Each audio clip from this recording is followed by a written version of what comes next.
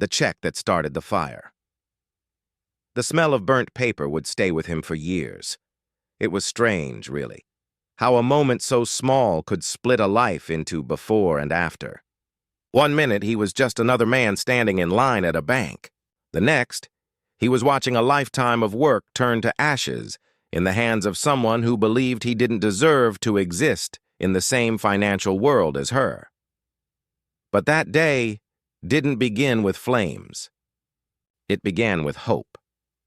The glass doors of Brightway National Bank slid open as Elijah Carter stepped inside, a folder tucked neatly under his arm. He was dressed clean, casual professional, black polo, good jeans, polished shoes. Nothing flashy, nothing loud. He liked it that way. He wasn't the type of man who needed to announce success. He carried it quietly, like the way a strong heart carries blood, consistently, without asking for applause. He'd built everything the hard way. No inheritance, no shortcuts, no safety net, just long nights, quiet sacrifices, and a belief that if he stayed honest, worked smart, and treated people right, life would eventually return the favor. Today was supposed to be that return. Inside the folder was a check, not a lottery win, not a gift, but payment for the acquisition of 3 commercial properties he had negotiated, renovated, and sold. It was his biggest deal yet, 7 figures. No commas had ever looked so beautiful to him. He walked to the counter with calm confidence.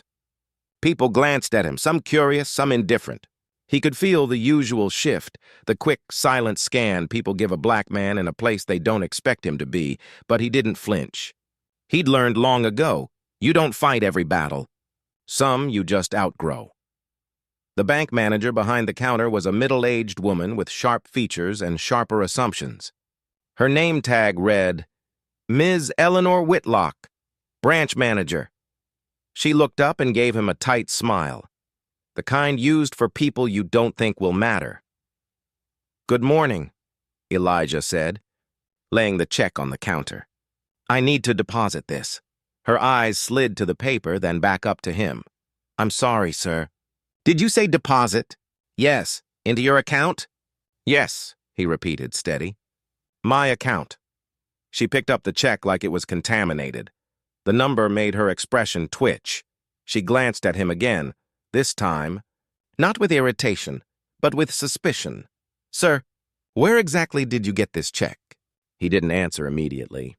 Not because he couldn't, but because he wanted to see where she was going with it.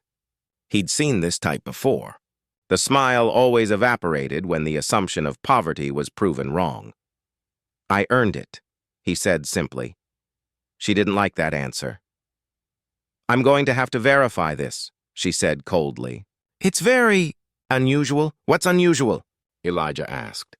The amount, or the fact that I'm holding it? Her jaw tightened. For a moment, her eyes said what her mouth didn't.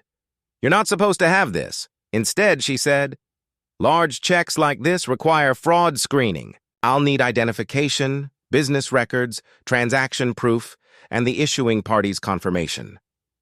That won't be a problem, Elijah said calmly. Just run the verification. But instead of typing anything, she stepped away, taking the check with her, and walked toward a back office. Minutes passed. Then 10. Then 20. Customers came and went. The line moved. Conversations rose and fell. But Elijah stood still, hands in pockets, breathing slow, reminding himself, stay calm. She's doing her job. Maybe that's all this is. But deep down, something buzzed. The quiet alert that comes from living in a world where your skin color can turn routine into confrontation. Finally, she came back. And this time, she wasn't alone. A security guard flanked her, not aggressive, but clearly there for angle, not accident. Mr. Carter, she said, voice now coded in policy language. We've contacted the issuing institution. There are discrepancies with the check, and until we resolve them, we cannot deposit or return the item to you. Elijah blinked. Return the... You're saying you're keeping my check? For now, yes. No, he said, voice still level but firmer now. You don't get to take my property and walk away. If you can't deposit it, then hand it back. She crossed her arms. Sir, we have reason to believe this check may be fraudulent. And what exactly is your reason? He asked. She didn't hesitate. You don't look like someone who receives a check for this amount. The lobby went silent. Even the air stopped moving. The guard shifted, unsure. A woman at the ATM froze. A man in line lowered his phone mid-text. The world seemed to pause, waiting. Elijah spoke slowly, like someone choosing every word with surgical accuracy. So let me be clear.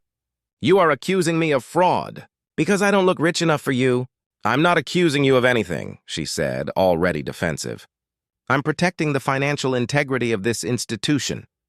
You're protecting your assumptions, he corrected, and trying to wrap them in policy. Her lips curled. If you don't calm down, sir, I'll have to ask you to leave. My voice hasn't risen, he said. I'm not threatening anyone. I'm asking for my legally issued check back. And I'm telling you, she snapped, you're not getting it until corporate verifies it. He took a breath. Then call corporate. I already did, she said. And they advised me to confiscate and investigate. We will not release a suspicious check to a customer who cannot prove its legitimacy. He stepped closer. You want proof? Fine. I can give you contracts, closing paperwork, EIN filings, business registration, property deeds. She cut him off. Enough. We both know how this works. If this were real, it wouldn't be in your hands. Silence again. Then, she did the unthinkable. She took the check, held it over a metal trash bin behind the counter, and struck a lighter. The flame kissed the edge of the paper. The ink began to curl. Bubble, blacken. Elijah lunged forward, too late. In seconds, a 7-figure payment, his work, his victory yacht, became smoke.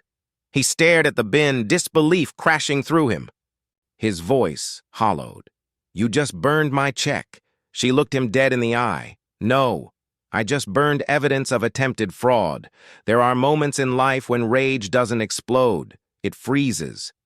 Turns quiet, sharp, focused. That was the day Elijah Carter stopped believing in fighting fair, and the day a bank manager unknowingly burned a check.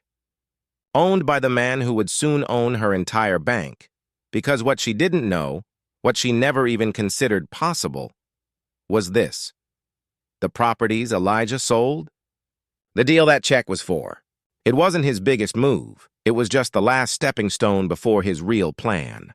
Acquiring controlling shares of the very banking corporation she worked for. She hadn't just insulted a customer. She had declared war on the next majority stakeholder of Brightway National Bank. The man they thought they could break. The video started spreading within hours. Elijah hadn't planned to record anything, but someone else had. A customer standing near the line had captured the moment the bank manager lit the check on fire. The video wasn't perfect, but the audio was clear enough to hear the words that started a storm. You don't look like someone who receives a check for this amount. By evening, the clip had been shared on Facebook, Twitter, TikTok, and Instagram. A stranger posted it with the caption, "Bank manager burns a black man's check because she thinks it's fake. This is America." 6 hours later, it had 3 million views, 180K comments, and a global audience demanding answers. But while the internet raged, Elijah stayed silent. No statements, no interviews, no emotional breakdown videos. He wasn't interested in going viral. He was interested in winning. That night, he sat alone in his office. The same office where he had drafted contracts, built deals, and created the very wealth the bank manager believed he didn't deserve. His phone buzzed nonstop. Reporters, lawyers, activists, influencers, strangers, family, people he hadn't heard from in years. He ignored them all. Across the desk sat a single document, a confidential share, acquisition offer from a private equity firm. He'd been negotiating with Brightway. National Bank, the one that insulted him, was already weakened internally. Their stock had been struggling for months. The board was fractured. The shareholders were anxious. And he was already negotiating to buy controlling shares quietly through back channels before the check-burning incident ever happened. But now, the game had changed. The world thought he was just a victim. He knew he was sitting on the trigger of a takeover. He didn't want revenge in the form of a lawsuit. He wanted something far more permanent, to own the system that tried to deny him access. He leaned back in his chair, eyes locked onto the Brightway logo printed on the investor packet. Sometimes, he whispered to himself, you don't demand respect. You buy the building they're disrespecting you in and change the locks. The next morning, the bank opened under storm clouds. Reporters stood outside the entrance. Protesters gathered with signs. Customers closed accounts on livestream. The story had become bigger than the branch. It was now about the company, the culture, the discrimination baked into policy. Inside, Ms. Eleanor Whitlock stood at her desk, stone-faced but sweating. The regional director had called her 4 times. Corporate had sent PR guidelines. HR sent statements. Every email had the same acid tone. What did you do? She kept saying the same thing. The check looked fraudulent. I followed security policy.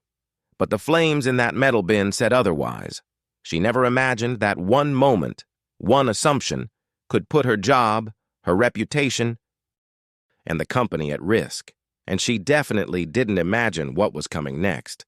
Because while the internet demanded she be fired, sued, arrested, Elijah was already preparing a move that would make her irrelevant.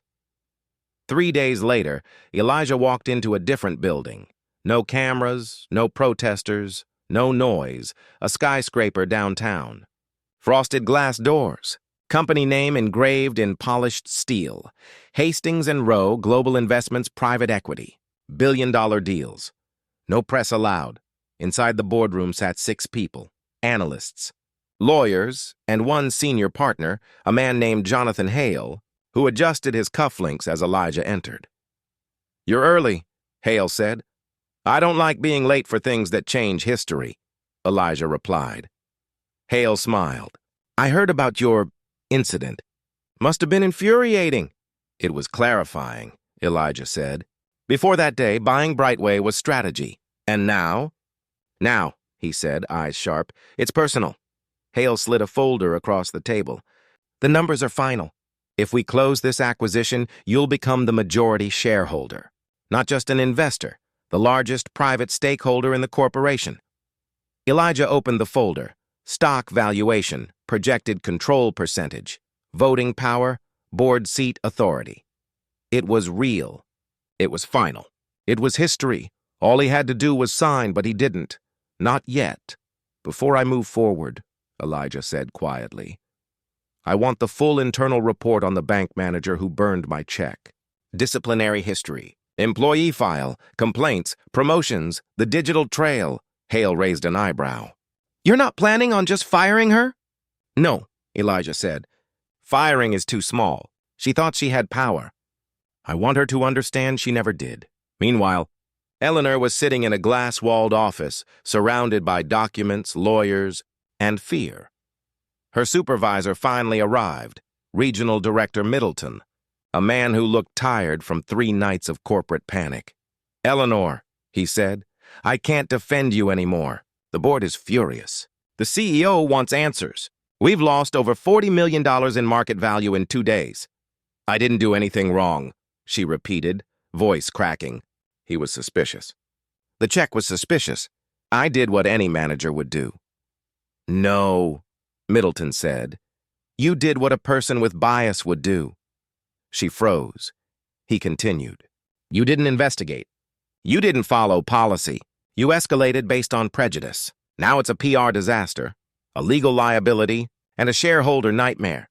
It's not my fault the internet overreacted." He leaned forward, voice low. "The internet didn't burn the check, Eleanor." "You did." She could feel it now, the collapse of everything she thought she controlled. But she still didn't know the worst part, that the man she treated like less was days away from becoming her boss. 3 hours later, Elijah was in his office again. A single email arrived. Subject line, "Confidential, Brightway internal file delivered." He opened it. The bank manager who burned his check She had 2 prior discrimination complaints. 1 dismissed. 1 resolved internally. That was all he needed. He picked up his phone and dialed a number. A voice answered, "Hastings and Rowe, Mr. Hale speaking." Elijah spoke 1 sentence. "Process the acquisition." "I'm done being patient," Hale replied. "Understood. We'll file the takeover notice in the morning." Elijah paused. Then, "And Jonathan. Make sure they don't find out from the news." As in, "I'll tell them myself." He ended the call and smiled for the first time since the fire. 3 days later, Brightway National Bank headquarters board meeting. All executives present. Conference table tense. The doors opened, and in walked Elijah Carter. Not angry, not emotional, just powerful. Some recognized him from the viral video, others didn't. Yet, the CEO stood. "Sir, this is a closed—" Elijah placed a folder on the table. "I own 38% of this company now," he said. "It's not closed to me." Silence crashed over the room. The CEO blinked. "That's impossible. You can't just—" "Elijah Carter," he continued, "majority private shareholder, effective as of 9:02 a.m. this morning." Which means he locked eyes with every executive at the table. "I outrank everyone in this room." He leaned back in a chair that wasn't his yesterday, but was now his permanently. "And we need to start with the matter of an employee named Eleanor Whitlock." Power doesn't shout. It signs papers. Eleanor Whitlock didn't know it yet, but her world was already over. She stood in the lobby of Brightway National's corporate headquarters, clutching a stack of HR documents, her hands trembling. She'd been instructed to report to the executive boardroom for a final review meeting, the kind of wording that sounded polite but tasted like poison. She kept replaying everything in her head. The check, the fire, the cameras, the internet, the silence from corporate, the calls from legal, the protest outside the branch. She knew she was in trouble, but she still believed she could explain it away, that she could justify it as precaution, procedure, bank security protocol. She had said those words so many times, she almost believed them herself. What she didn't know was that the room she was walking into didn't belong to the executives anymore. It now belonged to the man she tried to humiliate. Inside, the boardroom was tense. 11 executives seated around a long marble table. CEO Raymond Knox at the head, adjusting his glasses every 30 seconds, nerves visible under his polished confidence. The chairman of the board, gray-haired and silent, watched the door like a judge waiting for a verdict. Then the door opened. Eleanor walked in and stopped breathing, because sitting in one of the high-backed leather chairs, not as a visitor, not as a plaintiff, but as someone with a folder labeled ownership rights in front of him, was Elijah Carter, no phone in hand, no anger in his voice, no humility in his posture, just calm authority, the kind that never needed to be announced. He looked at Eleanor the same way one looks at someone who tried to break them and failed. She stared at him, confused, then horrified. "What? What is he doing here?" she asked the room. Elijah didn't answer. The CEO cleared his throat. "Ms. Whitlock, please take a seat." She remained standing. "Why is he in this meeting?" The chairman finally spoke. His voice carried weight, the kind forged over decades of deciding who stays in power and who gets erased from it. "Because, Ms. Whitlock, Mr. Carter is now the majority private shareholder of Brightway National Bank." Eleanor laughed. Not loudly, not confidently, the kind of laugh people make when reality cracks and they desperately want to glue it back together. That's impossible," she stuttered. "He's lying." "You're lying. This is—" Elijah slid a document across the table. She didn't touch it. But she read the header. Acquisition confirmation, 38.3%. Ownership, ELJ Carter Holdings, LLC. Then her eyes fell on the signatures. Jonathan Hale, CEO Raymond Knox, 2 board members, time-stamped, legal, final. Her voice vanished. Elijah finally spoke. "Calm and steady. You didn't just burn a check, Ms. Whitlock." You burned the last obstacle I had to buying this institution. Silence fell like a gavel. Elijah continued. You looked at me and made a decision based on who you believed I was. You didn't see a businessman. You didn't see a client. You saw a threat. Eleanor swallowed hard. I was following policy. No, Elijah said. If it was policy, every customer would have been treated the same. But this wasn't about policy. This was about prejudice. He slid another paper forward.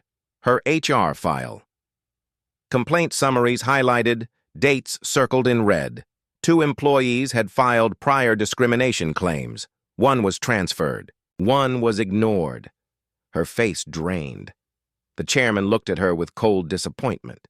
You were a liability before the internet ever saw that video. Eleanor turned to Elijah, not as an equal, but as a sinking ship grips at the last floating plank. You can't do this to me. Please, I've worked here 17 years, he cut her off. You had 17 years to learn how to treat people with dignity. You chose not to. Her breathing quickened. You're firing me? No, Elijah said, leaning forward. Firing would let you walk away too easily. The CEO looked confused. Then what exactly do you propose? Elijah turned to the board, effective immediately. I request a formal hearing and vote to permanently bar Ms. Whitlock from future employment within any Brightway associated institution or subsidiary. The room froze. That wasn't just termination. That was professional. Exile. A total erasure of career. The CEO hesitated. Mr. Carter, that level of action is severe. Elijah's voice stayed even. She didn't shred the check. She burned it. Flames. Intent. Symbolic. She didn't question a document. She dismissed my existence. She didn't just insult a customer. She damaged the integrity, reputation, and market value of this bank. The same bank I now own. And I will not allow the woman who set that fire to ever represent this company. Again, no anger, just finality. The board murmured. The chairman nodded slowly. A vote was taken, 11. Hands, 10 in favor. 1 abstained. Motion. Past Eleanor broke. This isn't fair, she whispered. You're destroying me. Elijah stood. No, he said. You destroyed yourself the moment you decided I wasn't worth verifying. Only destroying. He walked past her, stopped by the door, turned, and delivered the final blow. Power doesn't need to raise its voice. It just signs the paperwork quietly and changes everything. And then he left. Leaving Eleanor standing in the ruins, she thought she'd built walls around. But this story wasn't done, because while Eleanor was falling, Elijah wasn't finished rising. He had won the board. He had won the narrative. He had won control. But outside that boardroom, there was still a world watching, a world waiting, some cheering him, some doubting him, some plotting against him. Because when a black man buys the bank that tried to break him, the old guard doesn't clap. It panics. And the first move of a takeover always triggers the second war, the one fought in silence, in shadows, and in boardrooms where no cameras are allowed. The war you don't see. Power changes everything, but it never changes quietly.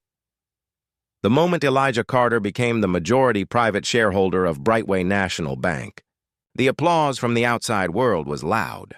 But inside the institution, the silence was sharper than knives. Executives smiled in meetings. Board members shook his hand. News outlets called him a trailblazer.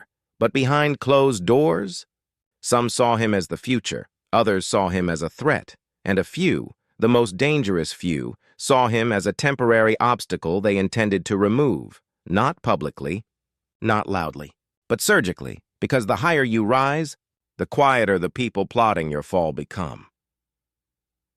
1 week after the takeover, Elijah walked into his new office on the 33rd floor. Floor-to-ceiling windows, skyline view, a room built for someone who'd spent their life being told no and learned how to turn it into not only yes, but watch me. The nameplate on the door read, Elijah Carter, majority shareholder, board director, but he barely had time to settle in before his assistant, Grace, stepped in with a folder. There's something you need to see, she said. He took it. Corporate audit logs, confidential files, internal memos, all flagged with a red banner, classified, executive access only. Grace lowered her voice. You didn't ask for this report. Someone inside the financial oversight team sent it anonymously. Elijah opened the file. At first, it looked like routine documentation. Then he saw it, a column of numbers, quarterly transfers, untraceable routing paths, millions of dollars, and a department name repeated in the memo header. Community Lending and Small. Business Assistance Division, the same division that had denied loans to black-owned businesses for years. The same division that approved loans for businesses, owned by CEOs' cousins, donors, and friends.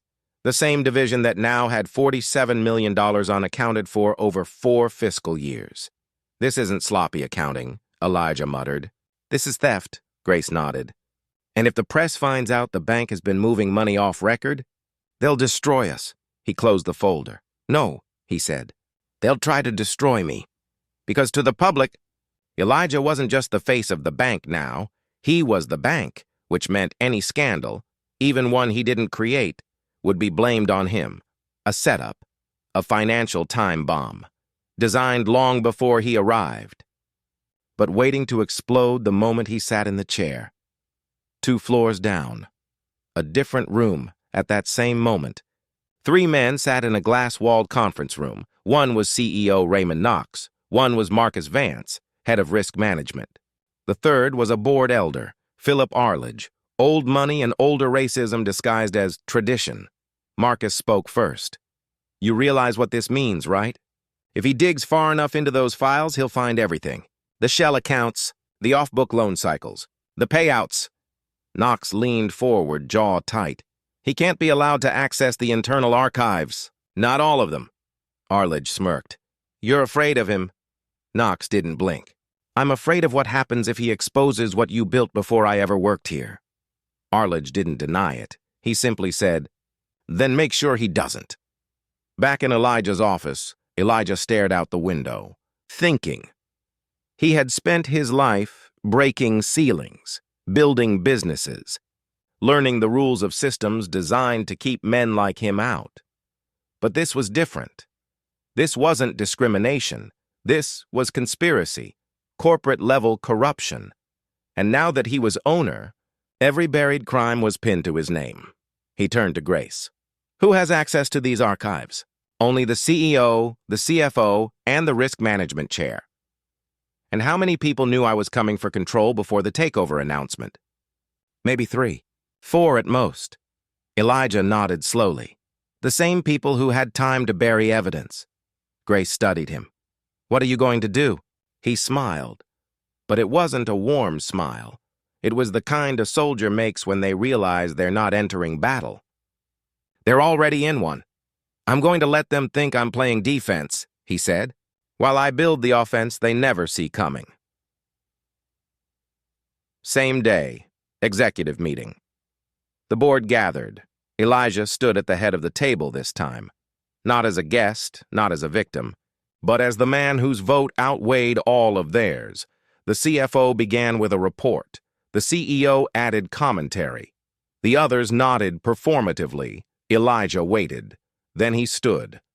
I want full audit access, he said. Not summaries. Not filtered reports. Every ledger, every division, every historical record. The room went still. Knox swallowed. That level of access is unusual, even for someone in your position. Elijah smiled a slow, lethal smile. It wasn't unusual when the last owner had it. Arledge leaned forward. You don't want transparency. You want control? No, Elijah said. I already have control. What I want is truth. No one spoke, but their eyes said everything. He knows. He's looking. We need to fix it or bury him before he gets there. The meeting ended. The war officially began.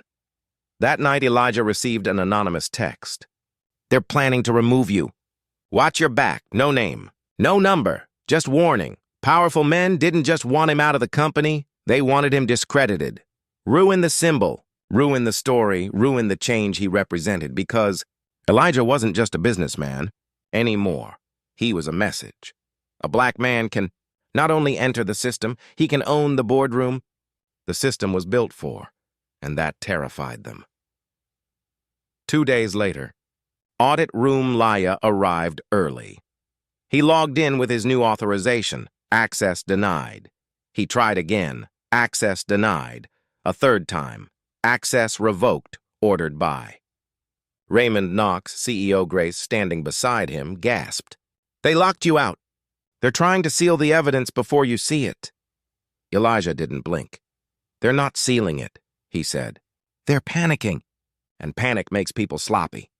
He pulled out his phone and made a single call. When the line picked up, the voice on the other end said, "You ready to go nuclear?" Elijah answered, "Time to burn the system that tried to burn me." Same hour, CEO's office, Knox's phone buzzed. A news alert. Breaking headline. New owner of Brightway Bank requests federal investigation into internal corruption. Public statement imminent. Knox's face drained. He wasn't just being challenged, he was being outplayed. Arledge burst into the office seconds later. What did he do? Knox held up the phone, voice shaking. He went outside the bank. Federal oversight. "If they come in, we're done." Marcus Vance slammed his fist on the desk. "If we don't stop him now, we lose everything." Arledge's voice dropped to ice. "Then we stop him. Today. And then." Grace ran into Elijah's office, breathless. "They're coming," she said. "Security, legal, the CEO, all of them. They're heading here now." Elijah closed the folder in front of him. He didn't look surprised. He looked ready. "Good," he said. "Let them come." He stood, straightened his suit, and walked toward the door, the same way a man walks toward a battlefield he already knows he's going to win. Because the truth wasn't just a weapon. It was the one thing the powerful fear more than losing money, losing the ability to hide what they've done. The man who bought the fire. The sound of footsteps echoed down the marble hallway long before the men appeared. Elijah stood in his office, hands behind his back, facing the skyline. Not because he was afraid of what was coming, but because he was done being the man who reacted.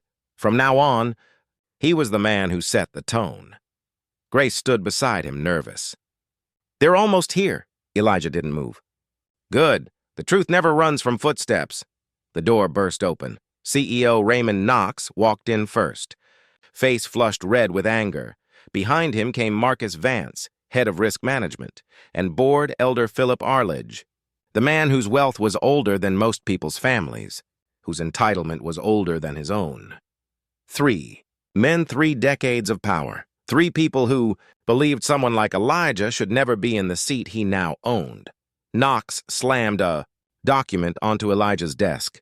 Effective immediately. "The board is calling an emergency vote for your removal. You've leaked internal activity to federal authorities. You've exposed confidential records. You've acted against company interests." Elijah finally turned around, calm, silent, focused. "Correction," he said. "I've acted against your interests." Arledge stepped forward. "You think you can blow a whistle on a company you just bought? You'll go down with it." Elijah smiled. "You keep assuming I bought a company," he said. "I didn't." They looked confused. He stepped closer. "I bought a platform, and I'm about to use it." Marcus Vance spat. "You're done. You'll be removed by tonight. We still control the board vote." Elijah nodded once. "I know," he said. "Which is why I didn't wait for the board." Knox frowned. "What?" Elijah lifted a remote and pressed a button. A wall-mounted TV screen lit up. A live stream, a podium, microphones, a press banner, Brightway, National Bank, official public statement. The lower third text read, "Live majority owner Elijah Carter addresses federal investigation." Knox froze. "You went public?" Elijah replied softly. "No, I went transparent. Cut to be live broadcast." The world watched as cameras zoomed in on a man standing behind the podium, the same man the internet had once seen being humiliated in a bank lobby. This time, no one was burning his check. This time, he wasn't asking for permission. This time, he was the one holding the matches. Elijah faced the crowd, reporters, cameras, public. He didn't read from notes. He didn't hide emotion. He spoke like a man who had lived the story he was telling. "A week ago," he began, "I stood in a bank where I was denied respect because of the assumptions someone made about me.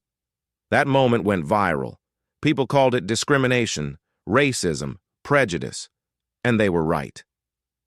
But this story isn't just about one manager. It's about a system that was built to deny access, then blame the denied for it." He continued, "When that manager burned my check, she didn't just burn paper. She burned a belief she had, that people like me do not belong in places like this. But here's the truth." He leaned into the mic. "I don't want a seat at the table. I want to rebuild the table." Murmurs surged, reporters scribbled, cameras zoomed. Then Elijah dropped the revelation. "Today, I have requested a full federal investigation into Brightway National Bank's internal loan distribution, shell account transfers, and off-book financial activity, corruption that existed years before I ever walked into this building. You will hear executives claim I am exposing my own institution. No. I'm exposing their hidden institution, the one built on gatekeeping, fraud, and financial racism. And I will not protect the corrupt to preserve an image. I will not be the face they hide behind, because justice is worth more than stock price." The audience erupted, some in shock, some in awe, some in fear. He wasn't done. And to the young man or woman watching this, who has ever been told, "They don't look like success. Let this be proof that your story isn't over when someone burns your opportunity. Sometimes the fire is the beginning." Cut back. Inside Elijah's office, Knox slammed his hand on the desk. "You just destroyed us." "No," Elijah said. "I just stopped you from destroying anyone else." Arledge's voice shook with rage. "You'll never survive this. You'll drown in the backlash." Elijah stepped closer until they could feel the weight of his voice. "You spent decades hiding truth," he said. "I spent my life learning how to live without permission.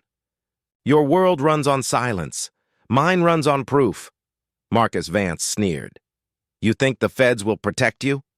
Elijah stared at him like a man who had already won. "I don't need protection." He lifted one final document. "I already filed motion to remove the board on grounds of criminal breach of fiduciary duty. You won't fire me. I'll erase you." Their eyes widened, because they knew he could. Legally, absolutely, completely.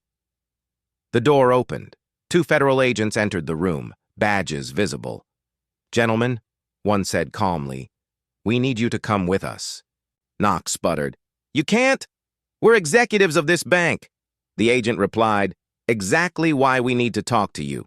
They were escorted out. No applause, no slamming doors, just quiet footsteps. The sound of the old world leaving. Grace exhaled. "You really did it," she whispered. Elijah didn't smile in triumph. He just breathed, the deep breath of someone who has finally stopped drowning. Weeks later. A new era. The scandal hit the news hard. Executives indicted. Board dissolved. Millions recovered. Community lending division rebuilt. Loan policies rewritten to be fair, audited, and equal. And for the first time in the history of Brightway National Bank, its largest reinvestment initiative went to minority-owned businesses. Not as charity, not as apology, as strategy. Because opportunity is never given. It is either earned, demanded, or taken back. The same branch months later, Elijah walked into the same branch where everything began. Same walls, same carpet, same counter. But new staff and a new sign. Equal banking, equal access. No exceptions. A young black man walked up to the teller, nervous, holding a business loan application. Elijah watched as the teller smiled genuinely and said, "Let's get you started. Congratulations on your new business." The young man exhaled. Relief, hope, belief. He didn't know Elijah was behind him, didn't know the story, didn't know the fire that came before his approval. But he didn't have to. That was the point. Elijah stepped forward, placed a hand on the man's shoulder and said, "Make sure the door stays open for the next person." The young man nodded, not fully understanding, yet. Elijah smiled and walked out. Because the real victory wasn't owning the bank. It was changing what happened at the counter. The final linea reporter later asked Elijah, "What made you fight this hard? What made you challenge a whole system?" He replied, "I wasn't trying to prove I belonged in their world. I was building a world where nobody else has to prove they belong. From burned check to rewriting the rules,